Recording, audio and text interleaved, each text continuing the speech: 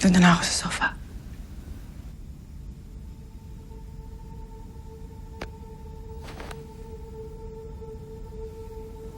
Wala na ba talagang chance na mapatawad mo ako?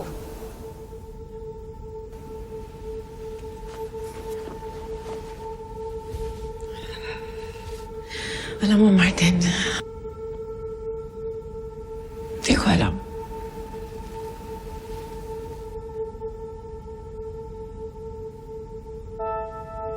Kasi sa tuwing nakikita kita,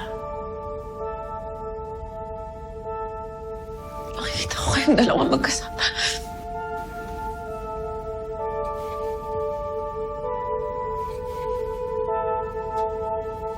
I know. But please, believe me when I say, I never wanted to hurt you. Isang gabi lang naman dapat talaga yun eh. Babe! Ano, let's go?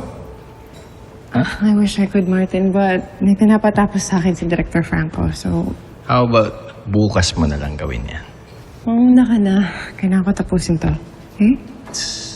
How about tulungan kita para mas mabilis ka matapos tapos uwi na tayo? Para Martin and Isa time naman.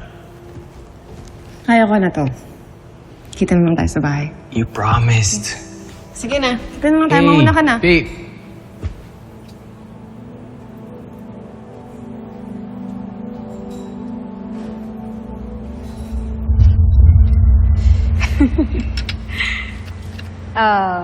Are you okay, Mr. Cervantes? Huh? Are you okay? Yeah, okay na. I can call a backup, help if you need. No, I'm good. Okay na rin naman. Tapos na. Okay. Thank you, Agent Cervantes. Martin na lang. Okay. Thank you, Martin. Sure. Oh, diyan ka pala. Tara na, kanina ka pa namin hinihintay. Tara sa bar. Ako dito. Uy, Agent Aragon. Agent Alfred Basco. Gusto mong sumama sa amin kahit 1 to 2 bottles lang. Di ba, Bok? Ako talaga hinahamon niyo, ha? Sure. I mean, first round's on me, second's on you. Your car or mine? Car? I knew it was wrong. Alam ko sobrang mali.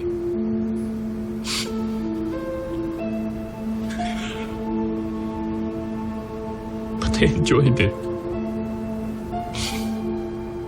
She made me feel needed. She made me feel wanted. She made me feel stronger. And I liked it. Hinahanap-hanap ko yun. Alam ko mali. But it was too late for me to stop it.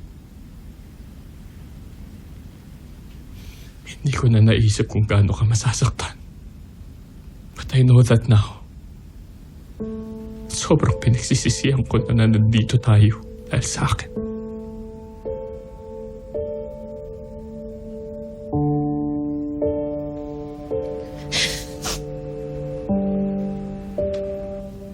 Kaya please, sana mapatawad mo pa ako dahil handa akong gawin ng lahat. Kahit araw-araw pa, awayin mo ko. Kahit anong kailangan kong gawin, gagawin ko para lang mabalik tayo sa dati.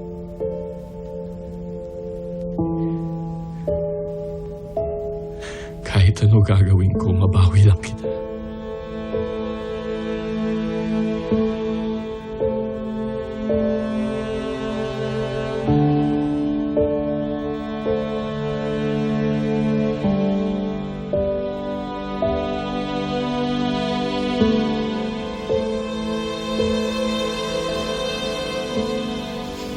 So sorry.